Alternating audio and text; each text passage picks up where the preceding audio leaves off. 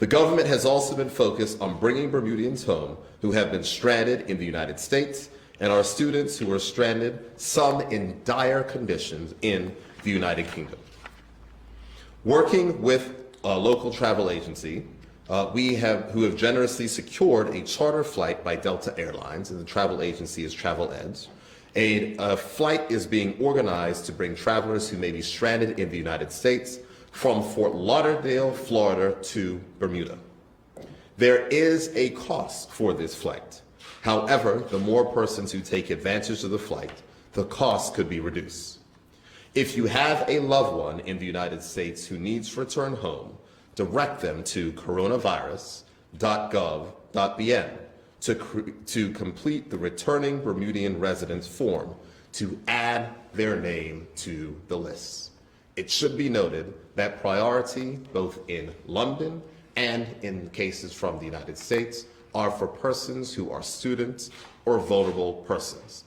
Then it goes to people who are ordinarily resident in Bermuda.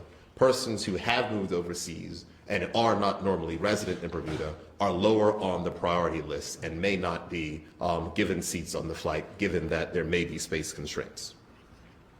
Whether travelers are arriving from London or the United States, once they arrive in Bermuda, they will be mandated to enter a government quarantine facility for 14 days. The Minister of Health has signed a new order that requires this, and our government has secured a facility with more than 300 rooms to meet these required quarantine demands. As I've stated previously, we have an obligation to help bring home every Bermudian who is stranded overseas by circumstance far beyond their control. And as I've stated previously, some of the stories of which you are hearing that I've heard are not good. I just got off the phone with Ms. Kimberly Durant, who runs our London office, and we have students that are literally calling her office in tears because there are no services and support for them as their universities are shut down, and they are very literally the only person that is left on their university campus.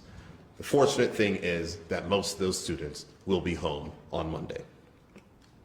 I've heard stories of our seniors who having retired have made the decision to vacation and have ended up in a city where they hadn't planned to stay in, expending money on flights, hotel rooms, and food that they had not budgeted for. These are our people, and I'm happy that we continue to work with Government House and the Foreign Commonwealth Office to resolve their dire situations.